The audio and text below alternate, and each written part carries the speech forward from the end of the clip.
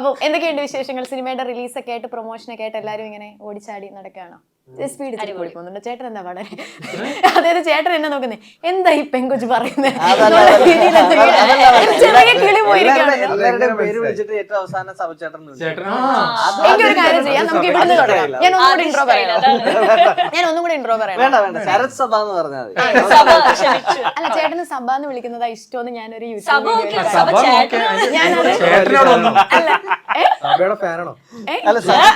സഭ ചേട്ടൻ എങ്ങനെ വന്നു എന്നാണ് പുള്ളി. ആണോ? സഭ എന്ന് വിളിച്ചാൽ മതി. ഓക്കെ സഭ. ഞാനിങ്ങനെ അല്ല, ഞാൻ ഇന്റർവ്യൂസ് എന്തൊക്കെയോ ഇങ്ങനെ റെഫർ ചെയ്തപ്പം സഭ എന്ന് വിളിക്കുന്നതാ ഇഷ്ടമെന്ന് പറഞ്ഞു. അപ്പൊ സഭ അല്ല, ഞാനൊന്ന് റെസ്പെക്ട് ചെയ്യാന്ന് വിചാരിച്ചു.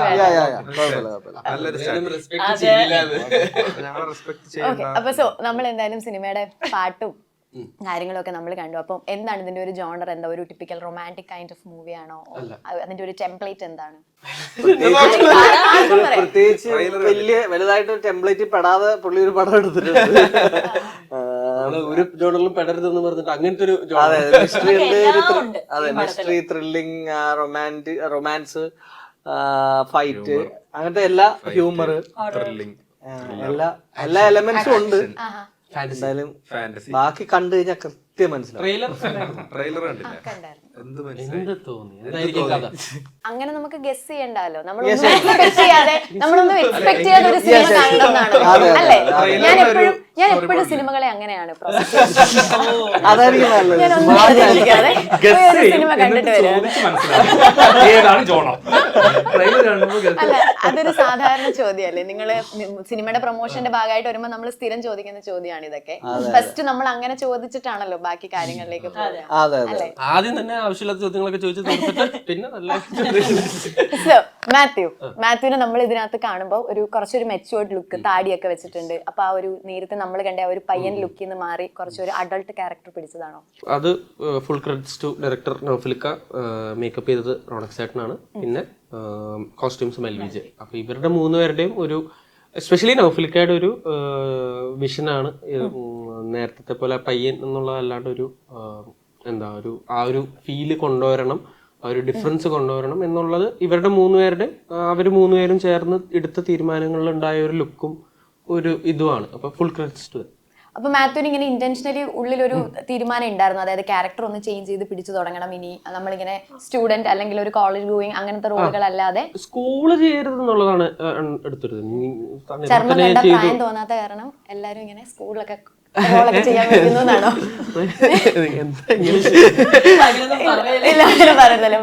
ഇല്ല, സ്കൂള് ചെയ്യരുതെന്നുണ്ടായിരുന്നു. കാരണം അല്ല, തണ്ണീർമത്തിന്റെ ഔട്ട് ആൻഡ് ഔട്ട് സ്കൂൾ ഫിലിമാണ്. അപ്പൊ അതില് ഞാൻ ചെയ്യാൻ പറ്റുന്ന എല്ലാം ചെയ്തിട്ടുണ്ട് സ്കൂളിലൊക്കെ.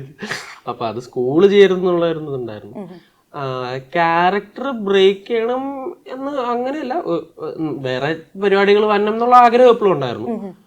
ഇത് വന്നപ്പോ എനിക്ക് അങ്ങനെ ഇപ്പൊ ഒരു കഥ പറയുമ്പോ അങ്ങനെ ഒരു അങ്ങനെ ഒരു ചേഞ്ച് കഥയിൽ ഉണ്ടായിരുന്നില്ല. പിന്നെ കൊണ്ടുവന്നൊരു ഡെപ്തും നൗഫലിക്ക കൊണ്ടുവന്നൊരു ഡെപ്തും കാര്യങ്ങളുമാണ് അത്. ആക്ച്വലി കഥയിൽ അങ്ങനെ ഇങ്ങനത്തെ ഒരു എവിഡന്റ് ആയിട്ടുള്ള ഒരു ട്രാൻസിഷനോ ഒന്നും ഉണ്ടായിരുന്നില്ല കഥ പറയുമ്പോൾ. പക്ഷെ നൗഫലിക്ക ഇവരൊക്കെ ചേർന്നെടുത്ത തീരുമാനമാണ് കുറച്ചും കൂടെ വേറെ രീതിയിൽ പ്രസന്റ് ചെയ്യണം എന്നുള്ളത്. ലോക, തലവര തുടങ്ങിയ ഹിറ്റ് സിനിമ, അതായത് ഹിറ്റ് സമ്മാനിച്ചതിന് ശേഷം അടുത്തതായിട്ട് ചേട്ടന്റെ റിലീസ് ആവുന്ന സിനിമയാണ് നൈറ്റ് റൈഡേഴ്സ്. സോ ചേട്ടന് ടെൻഷൻ ഉണ്ടോ? അല്ലെങ്കിൽ ചേട്ടൻ എന്താ എക്സ്പെക്ട് ചെയ്യുന്നത് സിനിമയിൽ നിന്ന്? നമ്മളത് കൺസീവ് ചെയ്യുമോ? അല്ലെങ്കിൽ യൂഷ്വലി നമ്മുടെ ഒരു സിനിമ ഭയങ്കരമായിട്ട് ആൾക്കാർ സ്വീകരിക്കപ്പെടുമ്പോൾ അടുത്ത സിനിമ ഇറങ്ങുമ്പോൾ നമുക്കൊരു ടെൻഷൻ ഉണ്ടാവുമോ?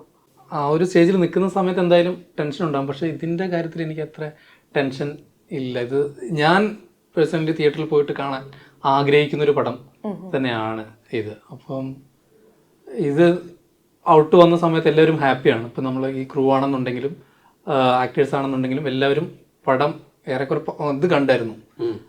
മറ്റേ ഫൈനൽ ഔട്ടല്ല, എന്നാലും കുറച്ച് പരിപാടികളൊക്കെ കണ്ടു.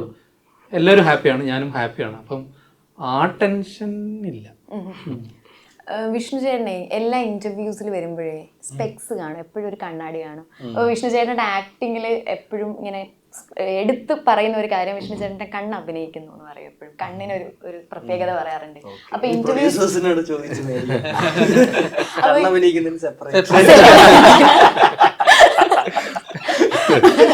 ഒരു ബോണസ്. എന്തോ ഞാൻ പറഞ്ഞത് കള്ളാന്ന് നിങ്ങൾക്ക് കള്ളാന്നല്ല പറഞ്ഞത്. കണ്ണാടി മാറ്റിയ കണ്ണ് അഭിനയിച്ച് കളയോ?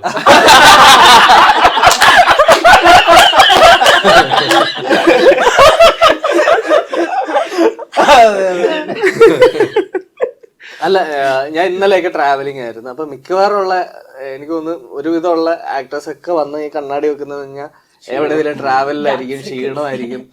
അപ്പൊ ഇപ്പൊ നിങ്ങളിപ്പോ ഒരു കല്യാണത്തിന് മുമ്പ് കൂടുതൽ ഒരുങ്ങുന്നത് എന്തിനാ? അതുപോലെ നമ്മള് എന്താ പറയുന്നേ, നല്ല ക്ഷീണമുള്ള ഐസ് ഒന്നും കാണിക്കണ്ട എന്ന് വിചാരിച്ച് ഇങ്ങനത്തെ ഒരു സംഭവം വെക്കുന്നേ ഉള്ളൂ. ഓക്കെ. മീനാക്ഷി, ഇതിന്റെ പ്രൊമോഷനിൽ ഒരു കമന്റ് ഞാൻ കേട്ടു, മീനാക്ഷി ഭയങ്കര ഫണ്ണി പീസാണ്, ആണോ?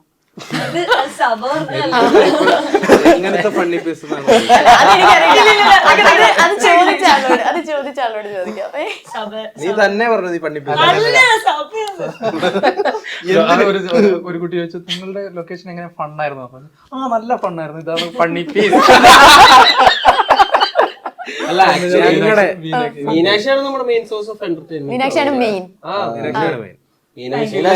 സീരിയസ് ആയിട്ട് ഓരോ കാര്യങ്ങൾ പറയും.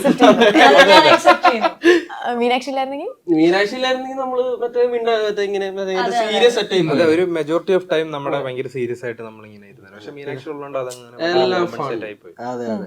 മീനാക്ഷിയുടെ ക്യാരക്ടർ നോക്കുമ്പോ നമുക്ക് സീരിയസ് ആയി പറയുന്നാണ് വിചാരിച്ചേ. അല്ലാണ്ട് ഞാൻ സീരിയസ് ആയിട്ട് എടുത്ത മീനാക്ഷി അല്ലേ? ഞാനിവിടെ വന്നിരുന്നപ്പോഴും മീനാക്ഷി ഭയങ്കര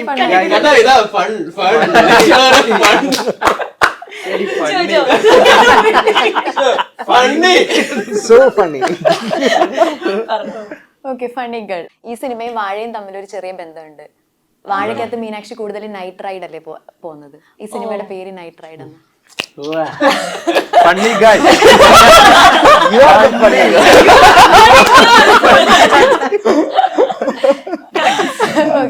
നല്ല ഒബ്സർവേഷൻ ആണോ? നല്ല ആണോ? ചളിയൊന്നും അല്ല ഇത്. പക്ഷെ വാഴയുടെ ഇതെന്താ മറ്റേ ഹൈബോസ് ഞാൻ അവിടെ കുറെ പറഞ്ഞിരുന്നു. ഇനി ഞാനൊരു സീരിയസ് ഷെയ്ഡിലുള്ള ക്വസ്റ്റ്യനിലേക്ക് നമ്മളൊന്ന് തിരിക്കുകയാണ്. ഇതിന് വേണമെങ്കിൽ ആർക്ക് വേണമെങ്കിലും ആൻസർ ചെയ്യാം, പക്ഷെ എന്നാലും ഞാൻ വിഷ്ണു ചേട്ടനെയാണ് മനസ്സിൽ ഉദ്ദേശിക്കുന്നത്. ചേട്ടൻ ഒരു തിയേറ്റർ ആർട്ടിസ്റ്റ് ആണല്ലോ, ബേസിക്കലി തിയേറ്റർ ചെയ്യുന്ന ആളാണല്ലോ. ഞാൻ കുറച്ച് സമയങ്ങളാണ് തിയേറ്റർ ചെയ്തേക്കുന്നത്. കാരണം അതെ സഭ. അപ്പൊ എന്തായാലും വെച്ചാൽ നമ്മള് തിയേറ്ററിന്റെ ബാക്ക് ഡ്രോപ്പിൽ വർക്ക് ചെയ്തിട്ടുണ്ടെന്ന് പറയാൻ നമ്മൾ ഭയങ്കര പ്രൗഡാണ്. പക്ഷെ തിയേറ്റർ ആർട്ടിസ്റ്റ് എന്നൊക്കെ പറയാന്ന് പറഞ്ഞാൽ ഞങ്ങളൊക്കെ അത്രയധികം 100-250 സ്റ്റേജുകളിലൊക്കെ പ്ലേ ചെയ്യുന്ന ആളുകളെ കണ്ടിട്ടുണ്ട്. അപ്പൊ അവരുടെയൊക്കെ മുമ്പ് വെച്ച് തിയേറ്റർ ആർട്ടിസ്റ്റ് എന്നൊന്നും പറഞ്ഞിരിക്കാനുള്ള സ്പേസ് ഇല്ല നമുക്ക്. ആ സമയത്ത് ഓപ്പർച്യൂണിറ്റി ഇല്ലാത്തതിന്റെ പേരിൽ ഈ മീഡിയവുമായിട്ട് ഏറ്റവും അടുത്ത് നിൽക്കാൻ നമ്മൾ എടുത്തിരുന്ന മെത്തേഡാണ്. അത് ഞങ്ങളെ ഭയങ്കരമായിട്ട് ഹെൽപ്പ് ചെയ്തിട്ടുണ്ട്. ഏതെങ്കിലും സ്ഥലങ്ങളിൽ ചെന്ന് വളരെ ഷോർട്ട് ടൈമിൽ എന്തെങ്കിലും ഒരു കാര്യം ചെയ്യാനൊക്കെ ആയിട്ട് പറ്റുന്നത് അതുകൊണ്ടായിരിക്കും എന്ന് ഞാൻ വിചാരിക്കുന്നത്. അതല്ലാതെ ഒരു സ്ഥലത്തും ആ ധൈര്യം കോളേജിലോ സ്കൂളിലോ പഠിക്കുമ്പോൾ ഒരു പാട്ട് പാടിയോ നൃത്തം ചെയ്തോ ഏതെങ്കിലും തരത്തിൽ ഒരാളെ എന്റർടൈൻ ചെയ്തിട്ടില്ലാത്ത ആൾക്കാരാണ്. അപ്പോൾ അഭിനയിക്കുക എന്ന് പറയുന്നത് നമ്മുടെ ഇവിടുത്തെ ടോട്ടൽ ഒരു ധാരണ വെച്ചിട്ട് ദൈവത്തിന്റെ കയ്യിൽ നിന്ന് ഭയങ്കരമായ അനുഗ്രഹം കിട്ടിയേക്കുന്ന ഏതോ ആൾക്കാരായിട്ടാണ് എനിക്കൊന്നും ഒരിക്കലും തോന്നിയിട്ടില്ല ഞാൻ ഭയങ്കര അനുഗ്രഹം കിട്ടിയ ആളാണ്, പോയി ഇനി അങ്ങ് അഭിനയിച്ചാൽ മതി എന്ന് തോന്നിയിട്ടില്ല. അതുകൊണ്ടാണ് ഇതിന്റെ പരിസരങ്ങളിൽ വർക്ക് ചെയ്തത്. ചോദ്യം തിയേറ്റർ ആർട്ടിസ്റ്റ് ആണല്ലോ. ബാക്കി ഞാൻ എന്റെ ചോദ്യം അങ്ങ് മറന്നു.